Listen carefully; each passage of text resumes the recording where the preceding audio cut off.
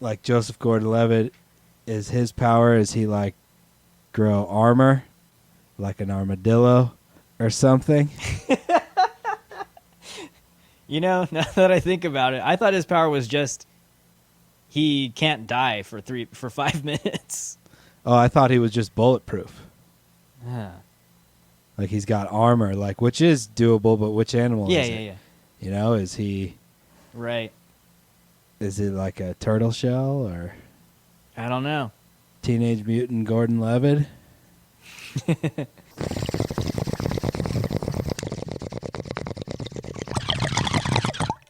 Hey, El Toddo. What's going on? We got a podcast, The Buff and the Blazer. If I was a listener, where would I go to find more? You can check us out on our website, thebuffandtheblazer.com. Drew over there writes a article that goes along with every single episode. You can find all kinds of little extras on the articles, and you can listen to the podcast right there.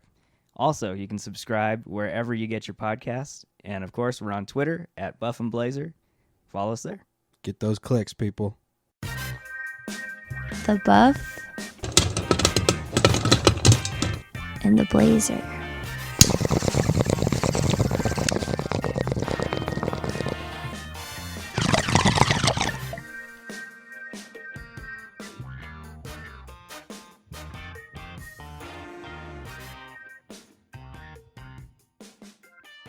Welcome to the Buff and the Blazer, episode 36. I'm Drew, and as usual, I'm here with my good buddy, Mr. El Toddo. What's going on, dude? What's going on, man? Nothing. It's cooled down a little bit, which is nice. Yeah, by cooled down a little bit, what, 94? No, 93? no, up here it's down in the low 80s now, so At least down where I'm quite at nice. in the valley, it's kind of a sweaty armpit. You live in a beautiful area. Gotta get that Very, very elevation, nice. man. Yeah, it's all about the It's the key. elevation. Oh, yeah. All right, so we're doing a little bit more of a popcorn film this week, I'd say. Yeah, that's yeah. It's Project Power, directed by Henry Joost and Ariel Schulman, and starring Jamie Foxx, Joseph Gordon-Levitt, Dominique Fishback, and let's just get started. What did you think of this Netflix movie? So like watching the trailer, I kind of put myself in the mindset of like a popcorn movie, as you say, like a cheesy X-Men kind of superhero. Yeah. Kind of what I imagine the Avengers and all that is like. Type of movie. And taking it for what it was, I was entertained. There was some pretty cool powers that some of the people got that had me fairly intrigued, and the story itself was quite, cheesy and exactly what you'd expect from a comic bookish type of movie, I guess. Sure.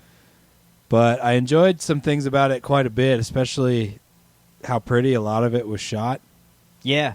And the hip-hop aspect of it I liked a lot. And I love Jamie Foxx pretty much in anything. I've been watching Jamie Foxx since I was a little kid. He's so good. He's so good. And So good. it looks like they had fun making the movie, and it's meant to be kind of like a fun popcorn typey thing, and for that, I enjoyed it, Yeah. I think for me, I liked how this film is unique in its own way, but it's also, like you said, it's trying to ride that wave of the superhero genre that everyone's swimming in right now. Yeah. Marvel, DC, even like none of the big comic book house films that are in the superhero genre. So it's riding that wave. There was a lot about it that I liked, but there was also a ton that I did not like. And I thought there were some really messy things with writing in some parts. But like you said, it looks beautiful. Some of the cinematography was really interesting in this movie. And just really kind of, I guess, edgy is what I'd say with the cinematography. It's like very, it's meant to look cool. Yeah.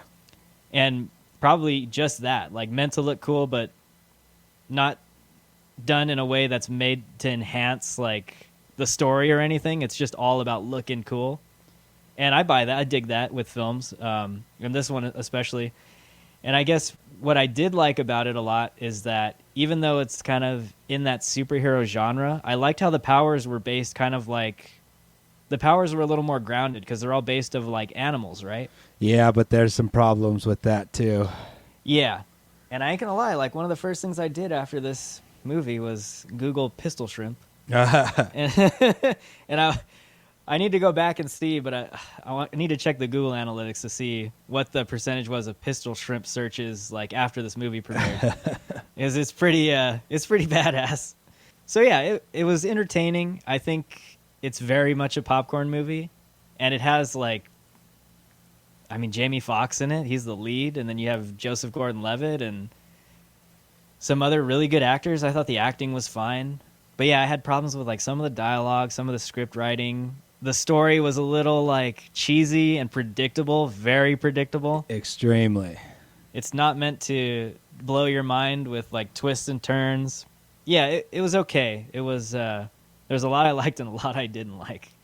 I really put it in like the same category as all of these superhero movies, right? Like I feel like Sure. this movie would have got people to go to a theater, even though it's a Netflix movie. I feel like people would have went out and saw this after seeing the trailer, just from like a popcorn movie standpoint, you know, like entertaining, explosions, kind of superpowers, you know. Yeah, I mean, I could see people digging this movie just because Jamie Foxx is headlining it. Like, yeah, I'll watch anything he's in. He's so good. But yeah, it's interesting too, this world we live in where Netflix is producing its own movies.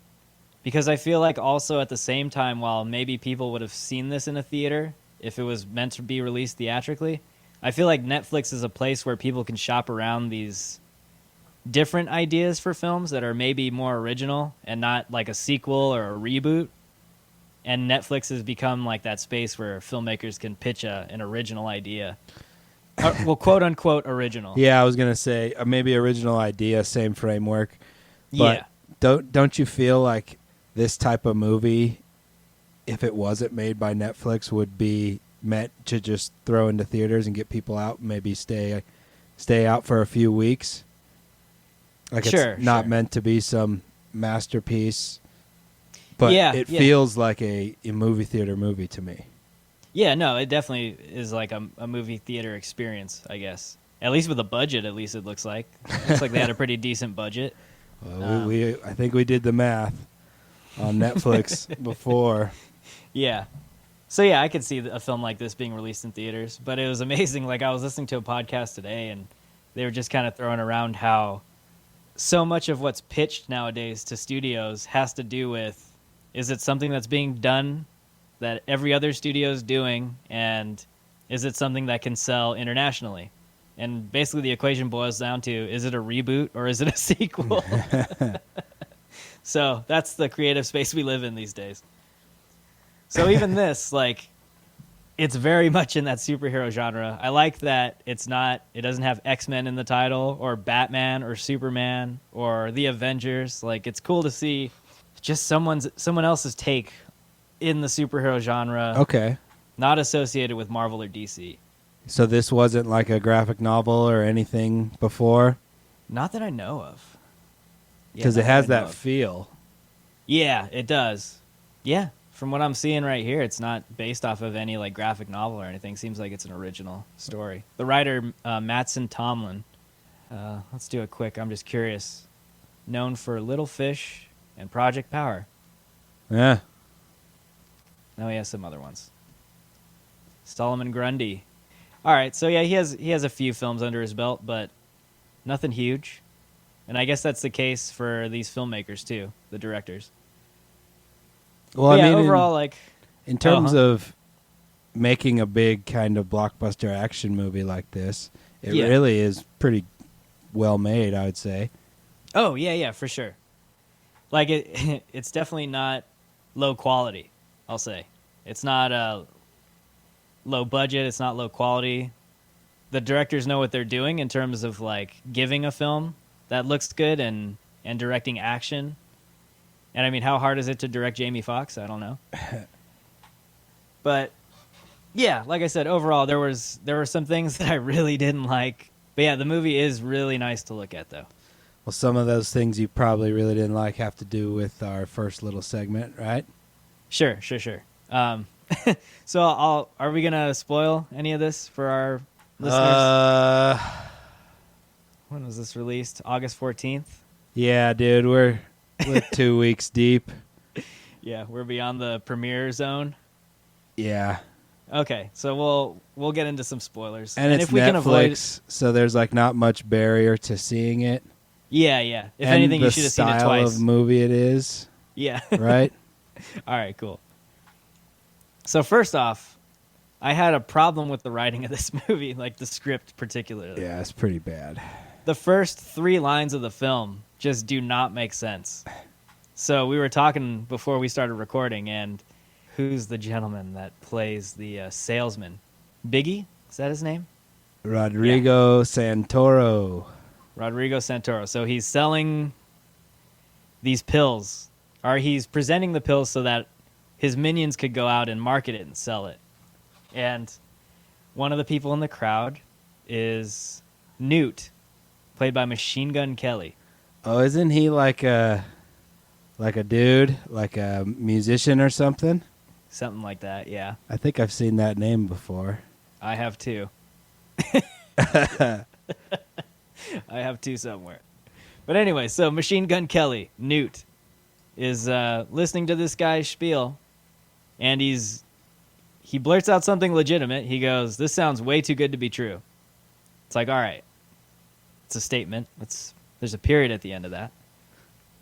And then his next line is a question, and I think it's something to the extent of like, "What's in it for me?" Or he's asking a question about the drug. Then the guy looks at him and he's like, "You ask a lot of questions." And I'm like, dude, he asked one question. And then he responds like, "Yes, I did, because my name's Newt." And I'm like, what the hell is this? What are we doing with this script? It makes no sense. Oh, so did he say his name is Newt? Yeah, after he goes, "You ask a lot of questions." He's like, "My name's Newt."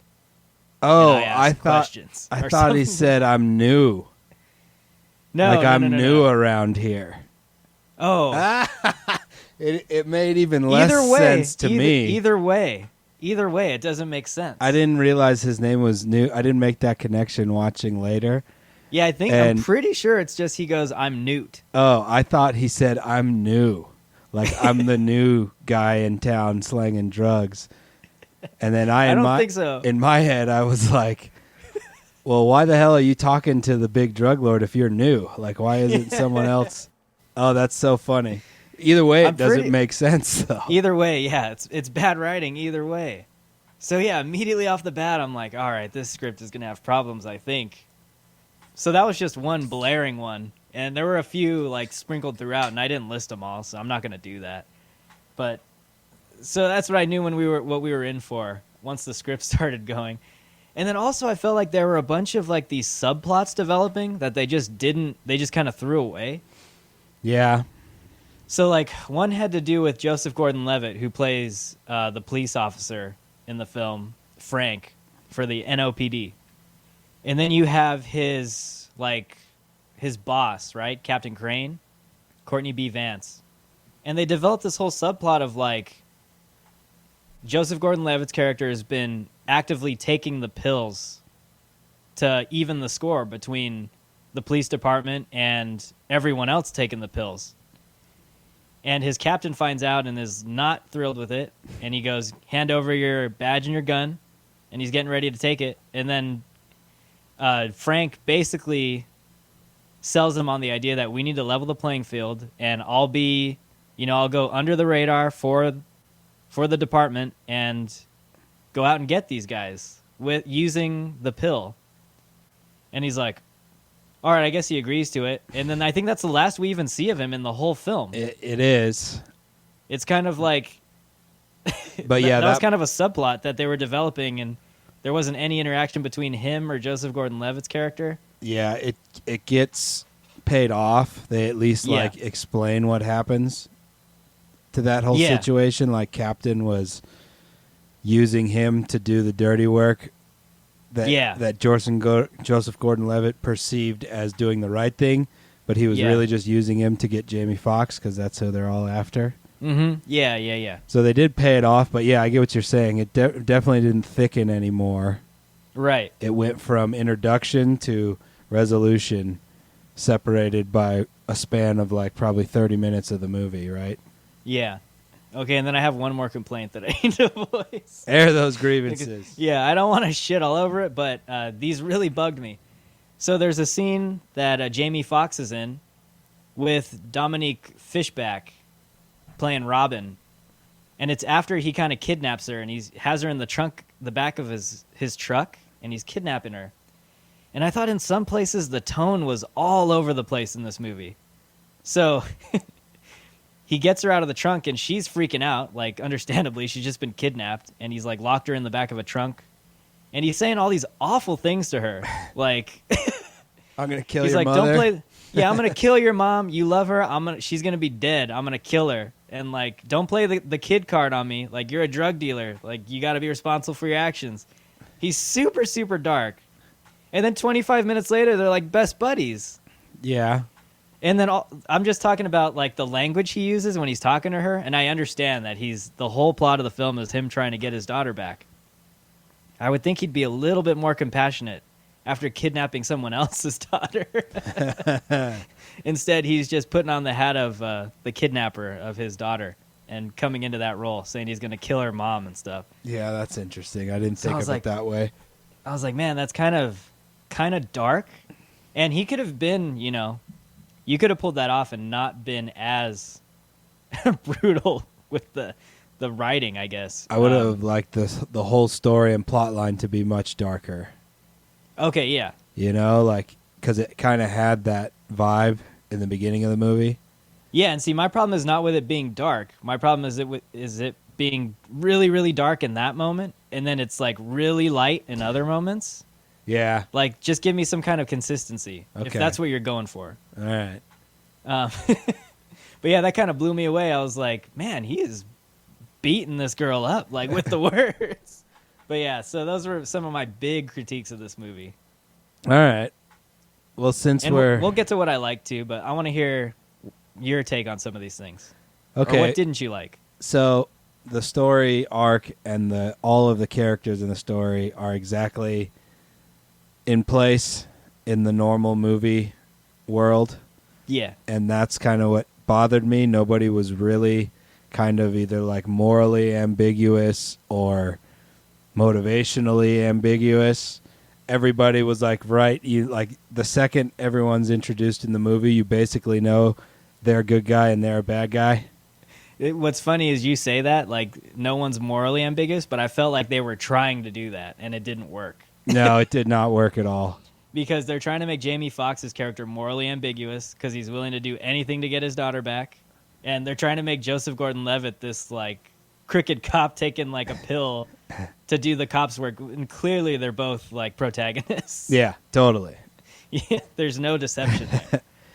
And then a thing about the main, I guess it would be plot, essentially the mechanics of these pills, right? Yeah. I really liked the biological aspect of it, right? How they're like harnessing DNA from the animal kingdom. Yeah. That's cool. That's something I really like. That is really cool, but what I don't understand is like, are the pills that are divvied out to the city in their testing that they're doing, are those pills randomly all different animals? Because it seems like everybody gets the same power when they I take see what them. you're saying. Yeah. So is it? I don't understand if it's like unlocking something in your genetic code that's linked to an animal. Because the way they make it seem, the way they make it seem is like it's random, whatever power you get, right? Yeah. But it's like all the same formula in the pill. Yeah. So like they didn't explain that well enough. And then some of the powers, if you're going to go that biological kind of route, and where you take something that's like not really possible, but scientifically you can at least kind of explain it, like the biological aspect. Sure. What animal in the animal kingdom turns into the flame? you know? Yeah, that's what I was thinking of too. And is there anything we know of? that just totally fucking lights on fire? Just combusts? Yeah, and then what animal just like grows 10 times in size? Yeah. What animal grows steel limbs? Those were, well, they did explain that one. Like the bone spurs. There is but they were steel, right? I don't know if they're steel. He was Superman. Cutting through like yeah, he was. But yeah, like if you are going to go that route, then stick with it, like the octopus dude robbing the bank. Like that was fucking awesome. And obviously like Jamie Foxx's powers was really cool too. Really cool. Yeah. But a little off with what's going on there. And super comic booky. Yeah. But like like Joseph Gordon-Levitt, is his power, is he like grow armor like an armadillo or something? Now that I think about it, I thought his power was just he can't die for 5 minutes. Oh, I thought he was just bulletproof. Huh. Like he's got armor, like, which is doable, but which animal is it? Yeah. You know, is he... Right. Is it like a turtle shell or... I don't know. Teenage Mutant Gordon-Levitt? It is weird, too, how he got shot in the temple, but he keeps the red eye throughout the whole bloodshot eye throughout the whole film. Well, that stuff stays with you, so I'll buy that. That's cool. But... like that's a good point. My whole point is, my big problem is, like, if you are going to do the semi-realistic, fantastic it's like they're trying route, to be scientific about it. Yeah, then why throw in the Marvel characters? Like, why don't... It's because they want both. They want to be scientific and give you the Human Torch. Yes. Yeah. What did I say? The Flame? Is that a character? I'm sure it is. I don't know. But that's my big problem with it.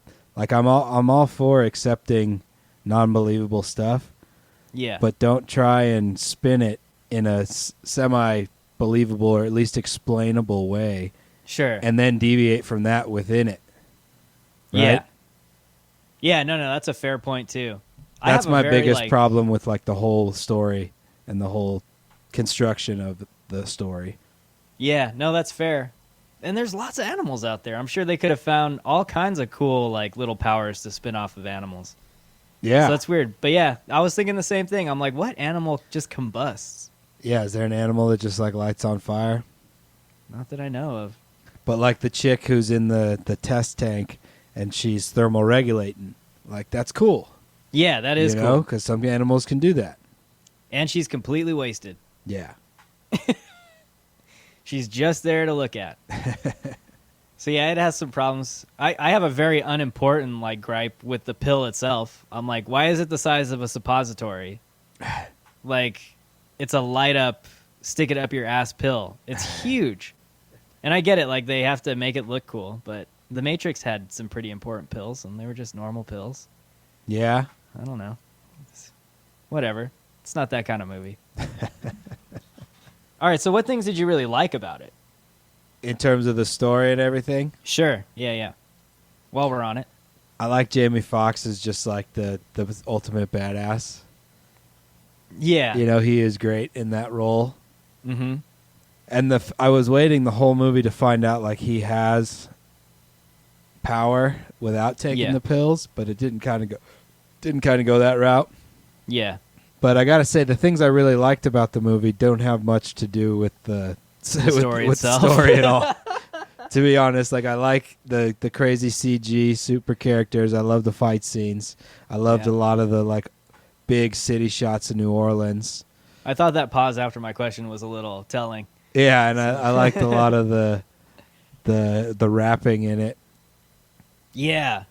But in terms of like how everything is put together, it's definitely the lowest. Yeah, it's all the trimmings, I guess, around the story that work so well. Yeah. And then I gotta like hit the on tax collector, man. Yeah, that's a good point. You know, like I liked everything except the story in that one too. And that's a problem. Yeah, it is the foundation. Yeah, it's Well, you can't become invested if you don't buy the story one bit. Sure. or if you know where it's going. And that's how it is a lot of the time for me, and that's how this was. I just knew where it was going the whole time. Yeah. Who plays Jamie Foxx's daughter in this movie? Kiana Simone Simpson. So she plays Tracy. Yeah. So she plays his daughter, Art's daughter. There's a quick shot in the film where she walks by a plant as she's being rescued from the freighter. She walks by like a dead plant, and it comes back to life. Oh, I didn't even catch it. You didn't? No, I didn't. I knew catch exactly that. how the film was going to end. I knew exactly how it was going to end after that. See, I knew how it was going to end, and I didn't even catch that. Well, see, that's even worse then. And what animal has that power? Yeah, to just bring things to life around it. I got to get me one of those. Water? Maybe. Water's not really an animal. Yeah, see, it's a messy kind of a concept. Yeah, just go one whole way with it, you know? Like, don't even bring in the biology. Yeah, it's a good concept, but they got to stick with the concept. I guess you run the risk of, like, being too X-Men-y if you just say this pill unlocks your superpower, but then you don't have the animal portion. Yeah. Right? Yeah, I guess it's true. Huh. But yeah, so that was like a huge clue as to how the film was going to end, and we got it. And you called it already, so just as bad, equally bad. But for me, the things I liked about it, the grittiness of the film, like with the action sequences, where it takes place, I love that the film took place in New Orleans. Yeah, it was really I thought that was really cool. Hopefully they're doing all right there in Louisiana. I know they just got blasted by a hurricane, so... Yeah, right now. So it was really cool to see that. You don't often get to see New Orleans featured in real big budget films very often. So it was nice. And I liked the concept of the film. So I didn't actually mind the fact that the film revolves around him wanting to just get his daughter back. Okay. And I know it's been done before, but I felt like it was just so on the nose and so unoriginal that it made... Oh, it's supposed to be a segment where I say what I like, huh? I just had this, like, hilarious mental picture of Mel Gibson yelling, "Give me back my son!" Oh, yeah. And like Liam Neeson from Taken. Yeah. It's like, I will find you, and I will kill you. Yeah, it really makes it super cliche. Without a pill, I will kill you. So it's a storyline we've seen, and if they did it somehow in a way that wasn't so predictable, which I guess is hard to do because they didn't do it, but wrapped around the superhero genre, I think that could have been something really cool and really kind of heartfelt in a way. But I felt like they missed it a bit on that front. So I liked that. I like that they gave it a try. You like the concept, and then Yeah. the execution falls of short. it definitely falls short for me. But please, like, keep trying to make more original stuff, because, yeah, it's out there. Filmmakers have done it for decades. We're just stuck in the last 2 decades of all these, like, sequels and prequels. And You think you could turn this into, like, a franchise? oh, I hope they don't. But yeah, I feel like they can. But they didn't really end it in that way. Well, I was going to say, the way they ended it, no. But yeah, if you would have maybe been a bit more realistic on the powers and the animal connection, I feel like it could have turned into like a full-blown series. Yeah, if they stuck with that, and they could have had it real dark. Like, they could have had it where they killed his daughter. Was this rated R? Yeah. It was? It was. That's a bit surprising. Right? So It maybe has even the have it feel to of where like a PG-13. Yeah, it does in many. Well, that's my problem. It feels PG-13 in some senses, and in other ways it feels like a rated R movie. So it's I feel like this film was sort of all over the board in terms of, and like we mentioned, it's directed by 2 people, and I don't want to say that that's the reason why, but I know, like in the case of the Russo brothers, that can be really awesome with the Avengers films, but maybe in others it's a little harder. It feels like there were 2 chefs in the kitchen cooking this movie up. I got a question for you. Since I don't or I haven't in the past seen lots of movies like this, I've never seen any of the Avengers movies. On a cheese comparison level, how close is this movie to those movies in terms of cheese and like predictability? Because predictability is a big part of cheese in my eyes. Okay, predictability. It's maybe a little bit more predictable than some of the Marvel films. Okay.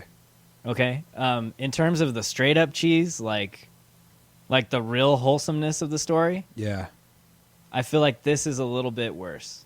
Okay. Because you get that in the Marvel films. But there are also some legitimately dark parts in the Marvel films that don't feel like they're just trying to throw it in there. Like, it's actually really... Because you come to really like those characters if you've seen their films, and then they reach a point where something happens to them, and it takes you to a place. Like, it's...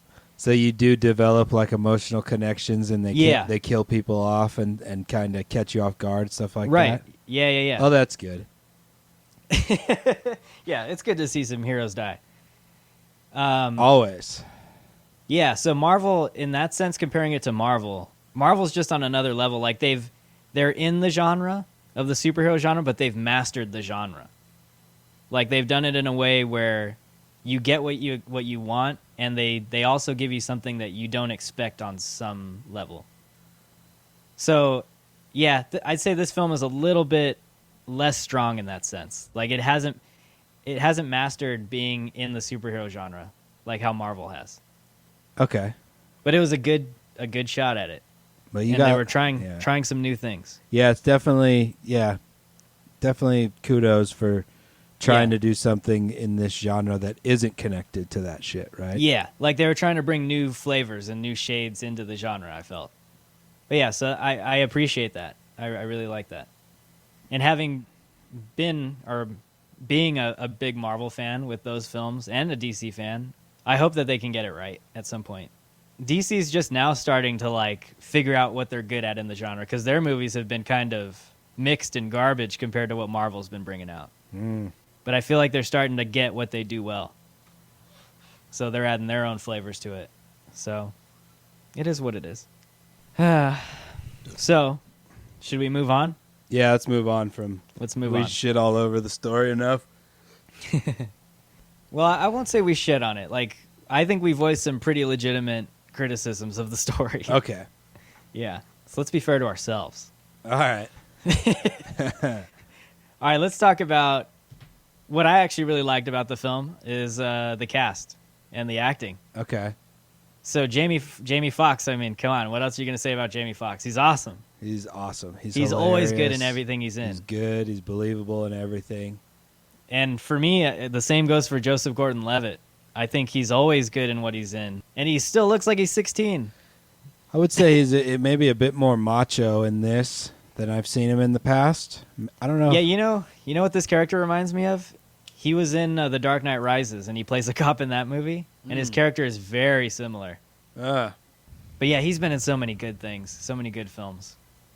And then I also really liked Dominique Fishback. Yeah, she's probably my favorite part of the movie. Yeah, she has... I mean, I guess she plays a child in the film, but she knows what's up in the movie. She has this like energy, and she's like not to be fucked with. She's like 16 or 17, right? Yeah, and like all the writing for the raps that she's spitting out in this film. That's the best writing in the movie. Yeah, that was like on point. Yeah, those were so good. I really enjoyed her scene when she raps at the teacher in class. Yes. That was one of my favorite scenes. Yeah, it was really good. And she's just kind of imagining it in her head, right? Yeah. Yeah, and then who else do we got here? Courtney B. Vance. He's been in a few films that I've seen.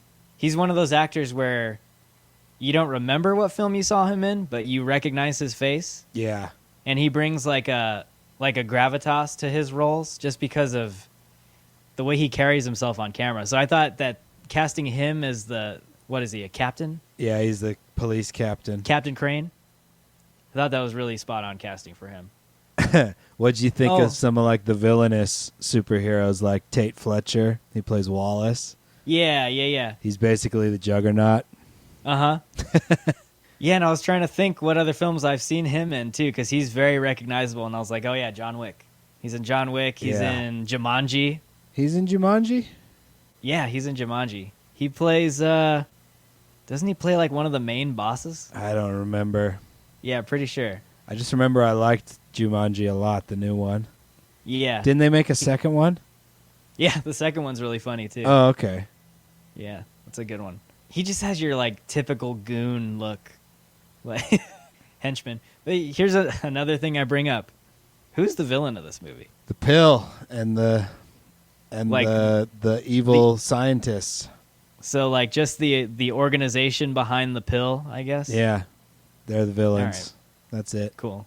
It's pretty ambiguous. Yeah, yeah. It's very, very. If I'm getting a popcorn clear. film, I want to see a villain that someone punches in the face. Like, Yeah. What'd you think of Machine Gun Kelly, Newt?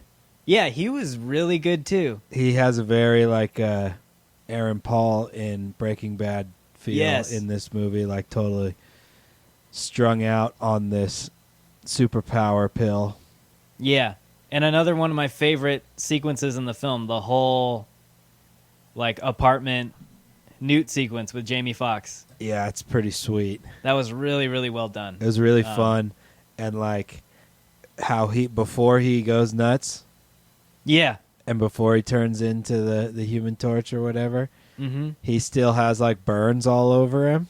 Yeah, from like his last go around or whatever. Like on half his face. Yeah. I just liked the way the location looked. Like I loved all the graffiti on the apartment buildings. Yeah, it's like a housing project or something. Yeah. I really what do they like call the them in look New of that. Orleans? Wards. It's like I think they call them wards. Is that what down they there. call it? Yeah. Okay, yeah. But yeah, I really enjoyed that sequence, and I was like, if I had popcorn, I would have been shoving it in my mouth during that me scene too. because I was like, oh, this is sweet, and it went on Yeah. for quite a while, which I appreciated too. It was really, really good. I loved that part of the movie. That's probably my favorite action sequence in the whole film. I enjoyed. I'll save that. I'll save that for cinematography. Okay, cool. So yeah, I mean, I don't think acting is a weakness of this film by any means. I think the cast is pretty well done, pretty well cast. It's the dialogue, right? Yeah, right. It's the things coming out of their mouths. Yeah. But that don't have to do with rapping. Yeah. Yeah, those are all definitely all the best writing in the movie. Yeah. Robin has some like pretty nice little comebacks too in some of the banter scenes between her and any adult. Yeah. So the writing for her I thought was pretty strong actually. It's just with a lot of the other characters I thought that the writing was just it was either off tone or not consistent with tone or just didn't make sense. The example I gave in the beginning. But yeah, a lot of Robin's lines I really liked. And I didn't write any down, but I thought she had some really like quick comebacks and some of her writing was really strong.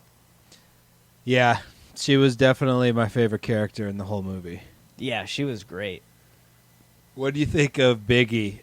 Is it just like, to me, it's like, He was super cheesy to me. it's so, why do you have to make the villain like so outrageously eccentric?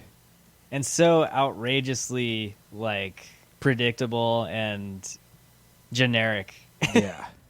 He has like the foreign accent. Right? He's super predictable, yet they take like a very female empowering message from like the drug lord and the evil super scientist lady. They're both females. Yeah. The major heroes in the stories are females, and then you give us this like insanely cliche villain type guy. I take that back too. I said European accent, I believe. He's from Rio. Whatever. So he's from Brazil, but still he's like Portuguese, what you expect. Spanish. He has European. an accent. Those are He's Latin not languages. from around there, and he's selling the drug. And what was his superpower? He turns into the Incredible Hulk, just not green. Essentially, Yeah, he's the dirty Hulk. yeah. I liked his ending though. Yeah, That was badass. yeah. Like I said, all of that stuff, like all of the fantastical CGI stuff, I really enjoyed. And that scene too, I will say they borrowed from Marvel. Okay. With him running through the hallways and just wrecking house chasing two people, like you get that from the Hulk. And it's even done in slow motion too. It was really badass. How many Hulk movies are there? Oh, that's the thing. So there's in the universe that they've built, that Avengers universe, there's only one Hulk film. So Hulk has been one of the characters in that universe where they don't want to do Hulk movies. They just have him in different films.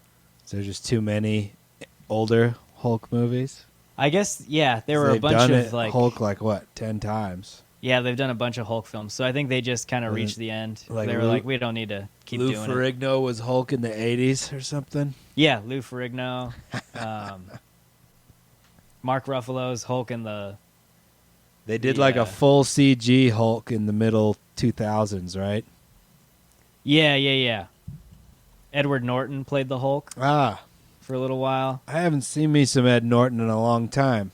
Yeah, he's... Wes Anderson, I think, has him tied up. Oh, sweet. Yeah, he's been in a bunch of Wes Anderson movies. You say that's like Grand Budapest Hotel is probably the last movie I've seen him in. Yeah. So... Or no, Sausage Party was the last movie I saw that he's. Oh yeah, have you seen that? Yeah. It's I so forgot. Hilarious. So good. Yeah, I forgot he was in that. He's the Jew Bagel, right? Yep, the Jew Bagel. So good. That movie's so funny. But yeah, so any last thoughts on this cast? No, I thought all the actors portrayed their roles perfectly, and the clunkiness is really from the writing and how things are on the page, not really how any of the actors portrayed them. Sure, but yeah, they were all good. They make the film watchable, at least for me. Yeah, that's a good point. They make it a lot more watchable. Sure. Like if Jamie Foxx's character was played by, I don't know, like a Ben Affleck or something. Maybe Ben Affleck's the wrong one. I just really dislike him. Maybe that's a wrong example because I was like, I'd watch that too. I know what you're saying, though. I know what you're saying. Well, I want to hear what you have to say about the look of the film, the cinematography, the FX. Definitely like my highest score of the whole movie. For a category. Yeah. And not for one, I really liked all the CG and all the superpower stuff. Yeah. And the fight scenes that go along with all of that. Right. But what I enjoyed like way more about the movie was seriously all the drone shots around New Orleans. There's like a ton of drone shots in the movie. And all of those and like a lot of the city shots and like the under the bridges, and I really enjoyed all that just from a visual pleasing standpoint, you know? Yeah. One thing I liked about this was the amount of unusual and interesting shots we got. Like I've never seen so many Dutch tilts in a film. So that was really cool. Like nothing is ever just straight up, left to right in frame. Like there was a lot of tilting, a lot of angles. Some of the fight choreography on the boat, like I think it's Joseph Gordon-Levitt's character fighting Stretch Armstrong. Like when they're having their little fight in the corridor in the hallway, and the camera goes completely upside down but follows their action. Oh, that was so cool. Yeah, all that stuff was so cool.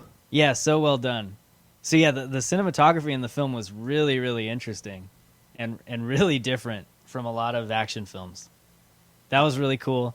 And I liked a lot of the night shots in the city of New Orleans. And like I always mention, I love neon. I love something about neon at night on camera. Yeah.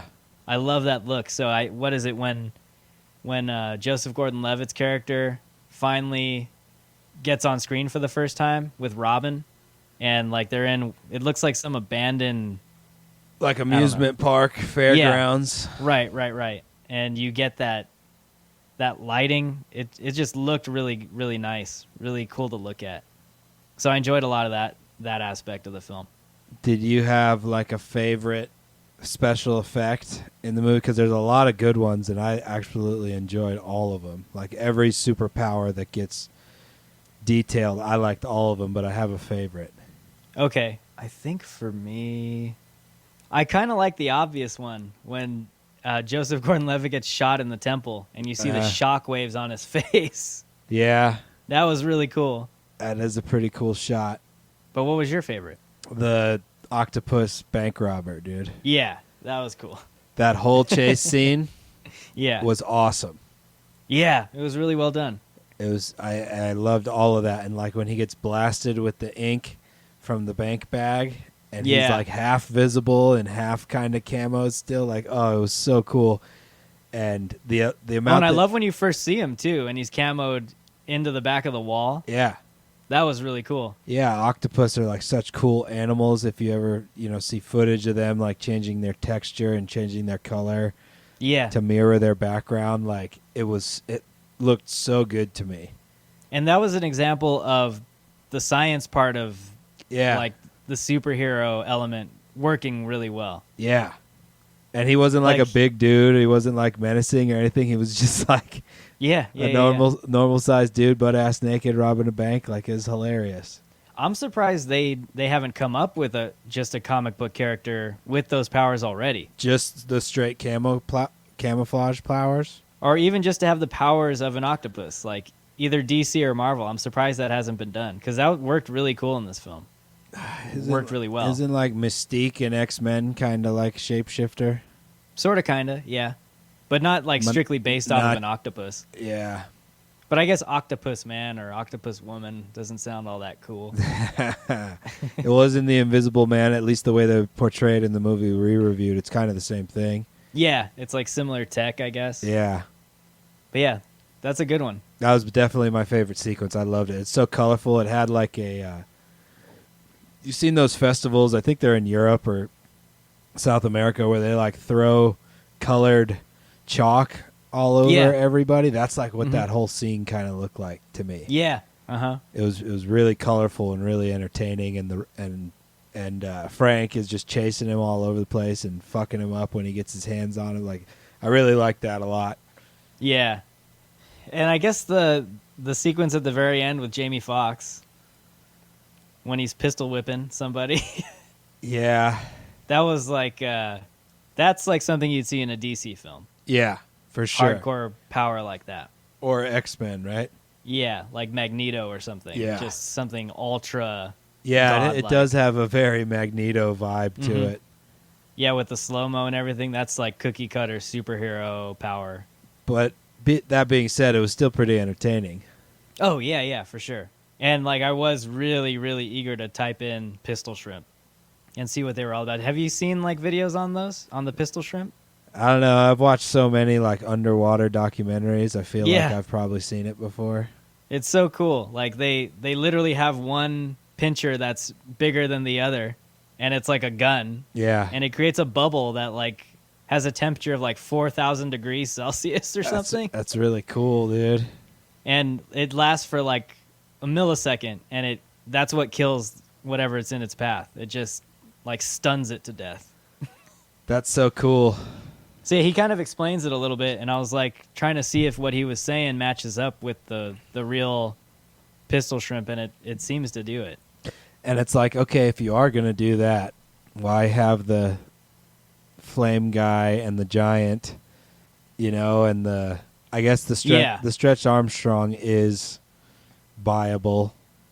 Yeah, because you could make him an invertebrate like an octopus or anything, and all of a sudden there are no bones and But there's too many kind of like the flame guy, the giant, and the one I was just talking about, the Stretch Armstrong. Those three are kind of like, why'd you throw those in there when all the other ones are actually really cool? Yeah. Like based off of their animals. Yeah, even the guy that does like the frog thing where he breaks his arm so he can defend himself and stab things while he's getting eaten. Like even that guy was cool because at least they like laid it out like, oh, this is something that really happens, Yeah. So I mean, this movie had a lot of potential. I think if anything, that's what it shows. It had a lot of potential. But yeah, look up that pistol shrimp. It's pretty cool. I will. I'll get some slow-mo of that. Yeah, with its bubble attack. It's pretty cool. Oh, and the way they explained it, too, is like, I guess, propellers that spin really, really fast in the water create those bubbles that have really, really extreme temperatures. And they showed one that crossed the Atlantic, I guess, and the metal on the blade was just eaten up. Really? Because of the temperature of the water it was creating. That's interesting. So it's really, really weird, but it's science. It's really cool. Science! Science! Yeah, if you're going to go with some science, stay with it. Yeah, stay with the science. We could all use a little more science in our lives. All right. Let's talk about something I always want to hear your opinion on, which is the score / music. Yeah, it's a lot more music in this, right? A lot more music. It didn't bother me at all. Okay. And it didn't enhance it a ton for me. Yeah. Besides, There was some score, though. Yeah. So is that the part you're saying didn't bother you a ton? No, that part, like the triumphant music at the end and stuff, I'm not too big of a fan of any of that. But I was talking more like the diegetic music that's throughout kind of the beginning. Yeah. First and second act of the movie. Yeah. I liked all of that. Sure. But nothing like really stood out as like it really enhancing everything a bunch. How about you? I liked all of it, actually. All right. I liked all the the music, the R&B hip hop music, the rapping. I loved that. It matched the setting of the film, I thought, and the vibe they were going for. And I liked whatever the scored sections of the film were. During some of the action, during some of the cheesy parts, I thought it didn't take me out of it. And especially in the superhero genre, I feel like it adds to whatever the emotion is in the film. That's kind of like something you expect in a superhero film. So for me, it worked. All right. It wasn't very original. No. But not a whole lot of scores these days are original. No, the hip hop, the rap scenes are the best. Yeah, all that musical stuff. component of the movie. Yeah, that really gave it a vibe and sort of a grit too. Yeah. That I felt worked really well in the film. So, yeah, I think we're kind of on the same page there. Sweet. Cool. All right. So shall we? Yeah. Start to wrap up a little bit here. Yeah. Let's talk about love hates. All right. So what I loved about the movie was all the CG. Okay. And like well definitely the cinematography. I loved all the action scenes. The action scene where Jamie Foxx is fucking up basically that whole room of people and the one chick is stuck in the chamber and like a whole bunch of that scene is shot from the inside of the chamber. I thought that was like cool. Yeah. And kind of a different way of showing an action scene. And kind of dark. Yeah. Yeah, that scene was actually like kind of heavy. And what I hate about the movie was just how freaking predictable everything was, how in line everything was, how you knew the motivations of every character the whole time. Yeah. All of that. Mm-hmm. Yeah. What about you? All right. So for me, I'll start with the hates first because I want to end a little higher. All right. I did not like the writing in some obvious parts of the film. I didn't like how there was a mishmash of tone going on. Those were like the two glaring holes in this movie for me. Or weaknesses, not so much holes, but weak parts. Having said all of that, though, I loved the concept. I loved the concept behind people getting powers from specific animals in the animal kingdom. It's a cool concept. If they would have executed it better, Yeah. that would have been a huge strength of this movie. Yeah. And would have made it, it would have made the originality stand out more than what it does. So, yeah, concept of the film, it was really, really cool. And like you, I love how the movie looks and how it's shot. It makes it exciting and it makes it fun. Yeah. So I think that added to a lot of the popcorn vibe of the movie was like the really good special effects, really interesting shots, and just really, really fun and really nice to look at. And Jamie Foxx helps a little bit too. Yeah. So yeah, those are my love hates. Yeah, I feel like if you just take it for what it is, it'll entertain you. Yeah, for sure. It's not gonna like change or move you. No, in any type of way, but it's not meant to. I don't really think it's just meant to be like an entertaining some action, you know where it's going kind of movie. Yeah. And so it's sitting at a 60% right now on Rotten Tomatoes with 159 ratings, or 159 reviews, and that's probably where I'd guess it would be. If not there, like at the least a 50. All I right. could see people being mixed on it. And the audience score is a 50%, so it's kind of right down the middle. But yeah, so any last thoughts on well, wait, hold up. I just kind of skipped over our thing here. Most important part, bro. Yeah. All right, so first off, let's hear the rating you got on this movie. Your ranking. Well, you spoke of 50%, and that's what I'm going to give it. 2.5 bong loads. Wow. Okay. 50% because, like you said, the story and everything is exactly, or like I've said a bunch, the story and everything is exactly where you expect it. All the characters don't catch you off guard, but look-wise and like filming-wise, it's very pleasing to watch. Yeah. So yeah, I'm gonna put it right down there at like a 2.5, right at 50%. Okay. All right. I'm giving it the exact same score. Okay. I'm giving it 2.5 buckets of popcorn. It's I didn't have expectations going in, and I really went in clean with this movie. I didn't even watch the trailer. And yeah, that's kind of where I give it, like a hard 50%. Yeah. I could see people taking something out of it that they really like, but then another half that really has problems with it, which is fair. It's fair to say because it has its legitimate problems. But yeah, so I guess more importantly, which we include now, we should include anyways, is do you recommend it? If you like kind of action movies, X-Men, Marvel, all of that, and you got Netflix, why the hell not? Yeah, for sure. It's not like it's going to waste your time. It'll entertain you for 2 hours. Yeah, I completely agree. It's on Netflix. Most people nowadays are subscribed to Netflix at some capacity, so it's worth a watch. And anytime Jamie Foxx is in a film, it's worth watching, I think. Yeah, absolutely. Anything he's on, any Yeah. TV show interviews that he does, he's worth watching because he's awesome. Yeah, definitely. And if you're a comic book fan, or if you're a fan of Marvel and DC, the genre, I think there's elements of this film that you'll really like too. So it's definitely, it'll scratch that itch for you. But yeah, I don't really have much else to say about this. I think it's kind of right there, smack in the middle. Yeah. Not great. It's not bad. It's right down the pipe. yeah, for sure. But yeah, it's a good stoner movie for just some action and some cool CG. You know, all you stoners out there. Did you have anything in the bong going watching this movie? Yeah, I don't know what. I got like 3 jars on the table downstairs and like 3 jars next to me. I don't know what it is. All right. Might have been some Gucci. I've been working on that lately. That's my newer stuff. It's really good. Heavy indica. Oh, yeah. That's all I got, man. I don't have much else to say. Me neither. I think that's all she wrote from us.